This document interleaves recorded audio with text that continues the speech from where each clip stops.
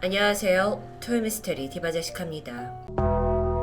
지금으로부터 6년 전인 2015년 12월 독일 프랑크푸르트 5성급 호텔에서 40대 한국인 여성이 숨긴 채 발견됐다는 뉴스가 보도됩니다.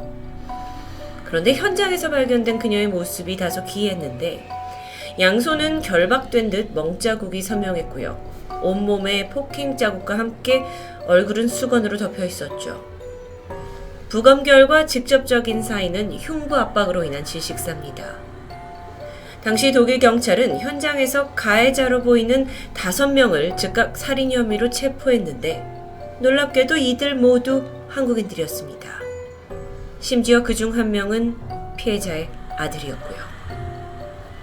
5명의 용의자들은 숨진 박 씨가 악령이 들려서 발작을 보였고 이걸 퇴치하기 위해 일종의 의식을 하다가 생긴 일이라고 해명합니다.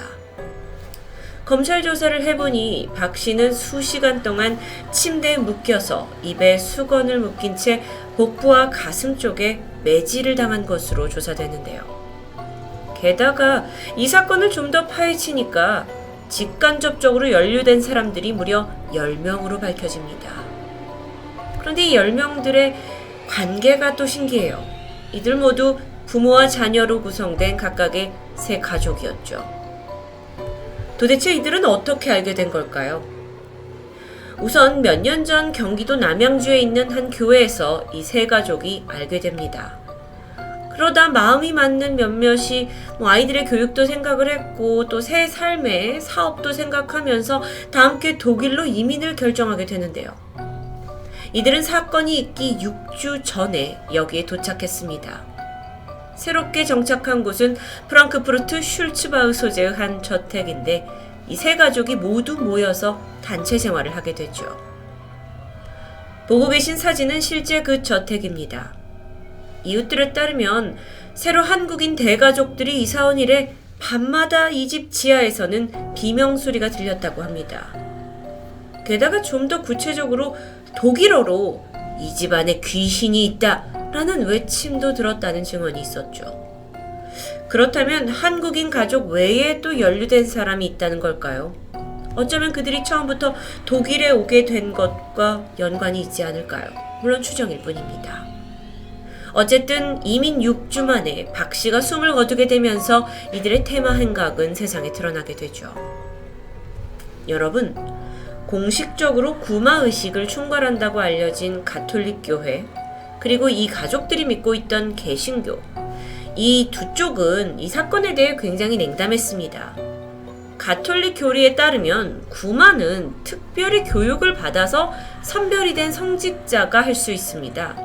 뿐만 아니라 이건 주교의 허가와 또 세밀한 의학적 검사가 동반돼야 되는 아주 까다로운 작업이에요. 그래서 이 가족이 공식적으로 카톨릭으로부터 퇴마를 허용받았다고 보긴 힘듭니다. 그러면 그 반대인 개신교 쪽에서도 우리는 구마 행위를 하는 경우가 별로 없다라는 입장을 내비쳤는데요. 사실 구마 행위가 그마저도 기도로 진행이 되고 구타 같은 건 전혀 없다고 설명했습니다. 결국 이 사건은요, 카톨릭이나 개신교 이런 종교와는 정말 무관한 세 가족의 집단 광기로 볼 수밖에 없을 텐데요. 특히나 박 씨를 사망에 이르게 한 가해자들 중 리더가 있었습니다. 김 씨라는 남성인데 그는 이 세 가족들 중에서도 마치 사이비 종교처럼 모든 사람들을 휘두른 그런 정황이 포착되죠. 퇴마의식을 하다가 독일에까지 가서 한 사람의 목숨을 잃게 한 이 모든 구체적인 정황, 정말 너무도 궁금한데 아직은 세세하게 밝혀지지 않았습니다. 게다가 주요 용의자 5명이 모두 1급 살인죄로 독일에서 수감 중이기 때문에 세세한 실상을 한기에는 한계가 있었죠. 이렇게 사랑하는 가족이 악령 혹은 귀신의 빙의가 돼서 퇴마의식을 치른 사례는 전 세계 곳곳에서 보고되고 있습니다. 오늘은 특히나 미국 역사상 최초로 기록된 그리고 가장 유명한 빙의 사례를 소개하고자 합니다. 1877년 7월 5일 미국 시카고 남부에 있는 작은 마을에 살던 13살 소녀 르란 시벤넘.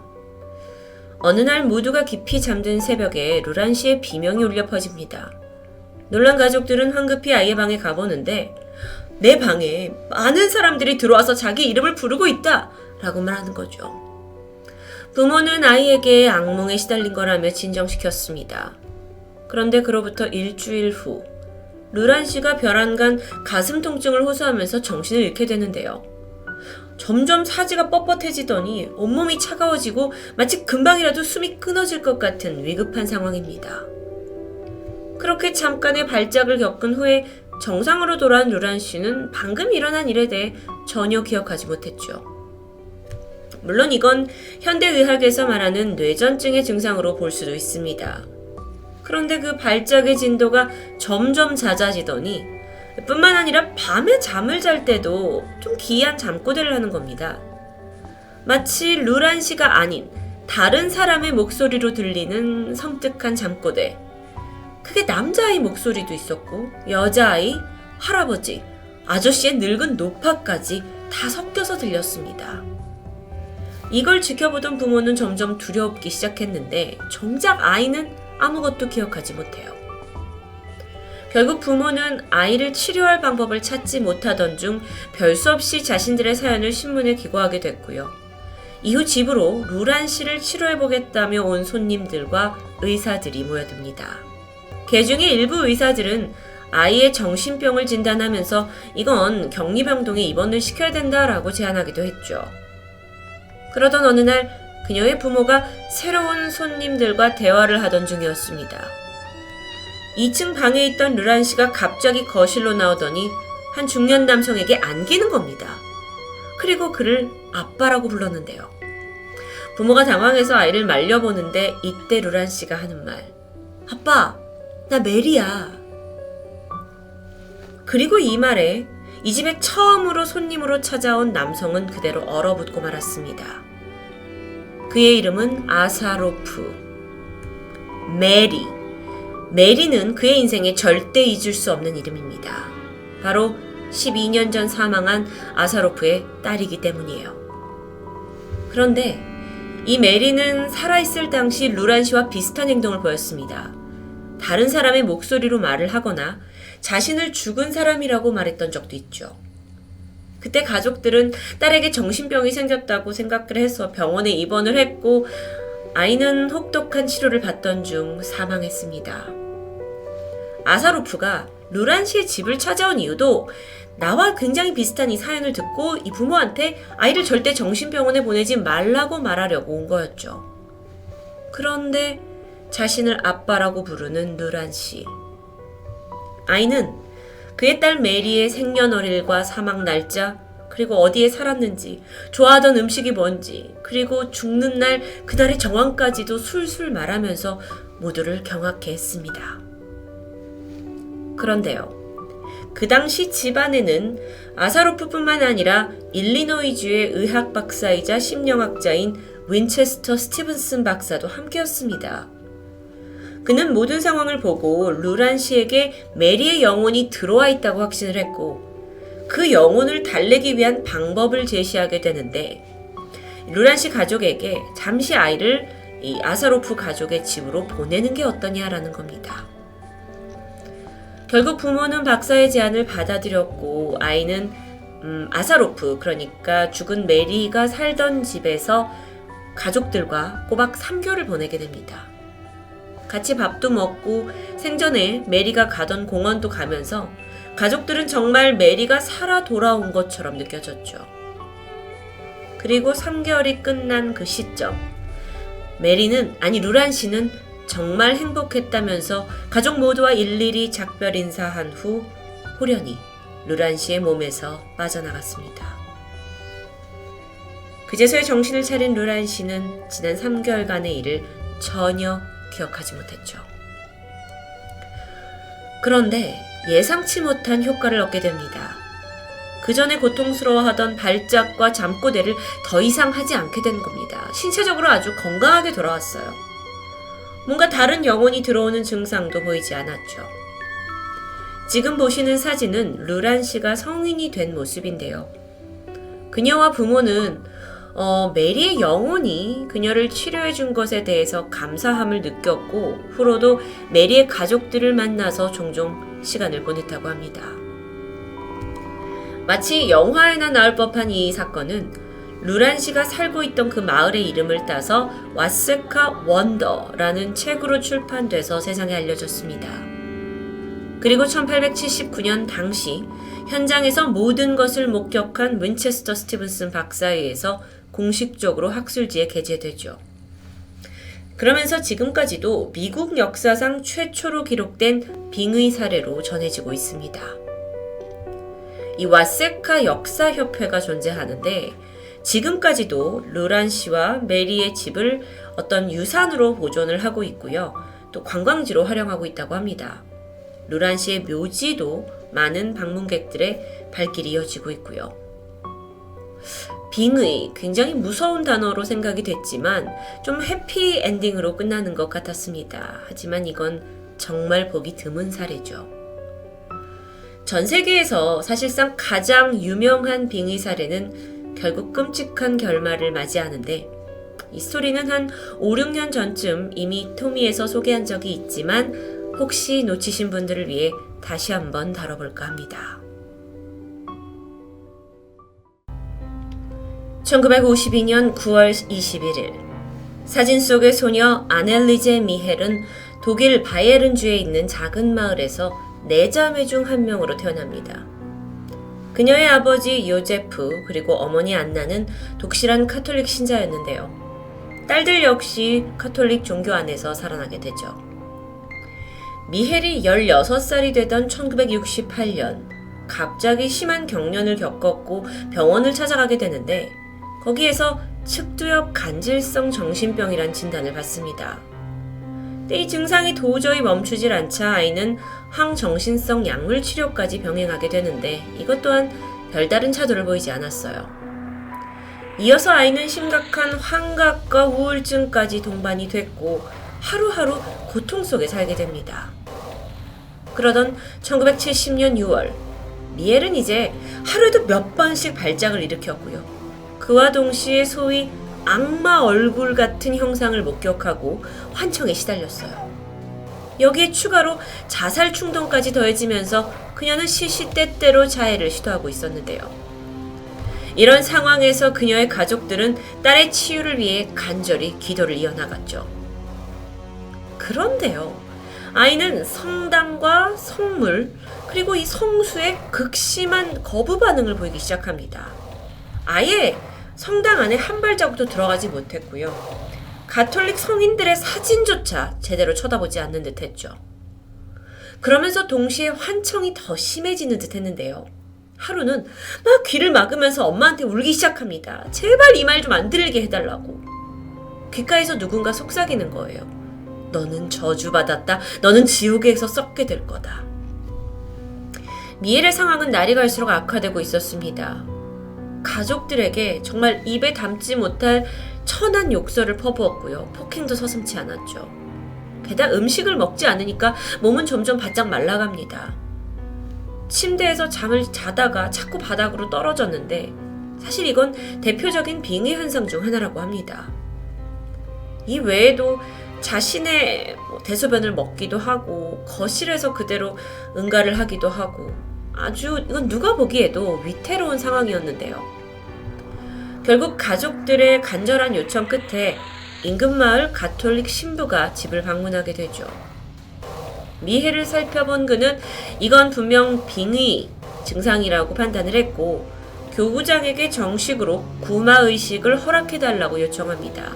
그런데 카톨릭에서는 빙의가 되었다는 걸 증명하는 조건이 까다롭습니다. 그래서 몇 번의 거절을 당했지만 결국 미헬은 구마사제들의 도움을 받게 되죠. 그렇게 1975년 9월 24일부터 76년 6월까지 약 10개월에 거쳐서 미헬은 총 67번의 구마의식을 받았습니다. 그 과정에서 몸속의 음성을 통해 총 4개의 악령이 들어와 있는 걸 확인했고 그 중 한 명은 자신이 악마 루시퍼라고 주장하기도 했죠.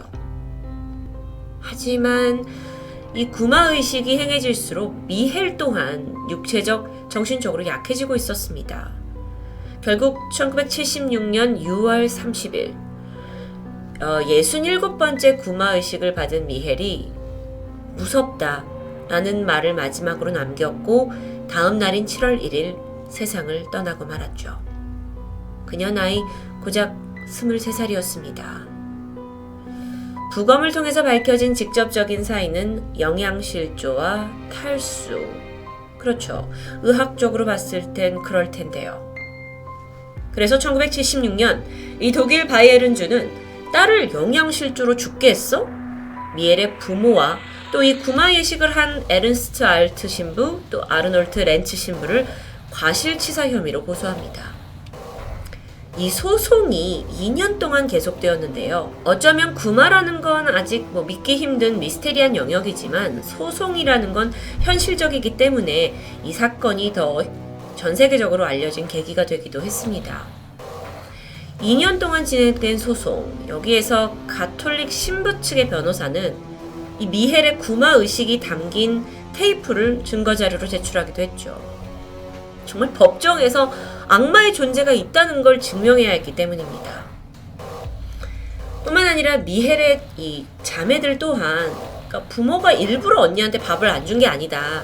미헬이 스스로가 식사를 거부했다라는 걸 증명해내야 하기도 했습니다.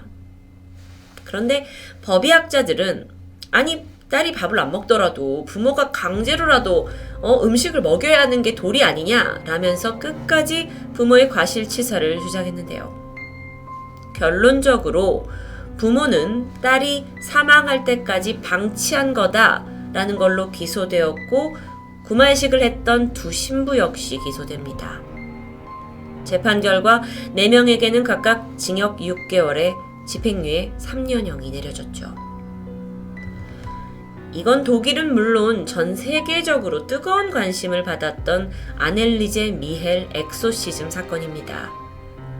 이건 지금까지도 구마에 대한 의구심을 증폭시키는 동시에 한편으로는 정말 빙의가 있는 것이다 라는 걸 증명하는 사건 중 하나로 언급되고 있는데요. 지난 2014년 7월 로마 교황청이 악령에 맞서는 퇴마를 공식 인정했습니다. 그러면서 이 엑소시즘, 구마의식은 더욱 공신력을 얻게 됐는데요. 엑소시즘 능력을 가지고 있는 사제들이 모인 걸 국제 퇴마사 협회라고 합니다. 총 30여 개국에 250여 명의 사제가 가입이 되어 있는데 여기에 한국인 신부는 아직 없다고 합니다. 인간의 몸속에 들어온 악령. 이거 참 흔한 소재입니다. 하지만 그 진실 여부는 여전히 미스테리하죠. 수많은 특이한 사례가 보고되고 있지만 정말 인간의 몸속에 악령이 들어가서 우리를 지배할 수 있다는 건 쉽게 믿지 못할 일인데요. 여러분은 종교를 떠나서 이거에 대해서 어떻게 생각하고 계신가요? 만약 빙의 현상을 믿는다면 맨 처음에 소개했던 독일에서 퇴마를 하다가 40대 여성을 죽음으로 이끈 한국 가족 사건에 대해서는 좀 더 다른 시각을 갖게 될까요? 좀 어려운 문제입니다. 원칙적으로 구마의식은 어디까지나 철저히 검증된 그리고 특수한 교육을 받은 사제를 통해서만 시행된다는 점을 다시 한번 기억해야 할 겁니다. 토요미스테리 디바제식합니다.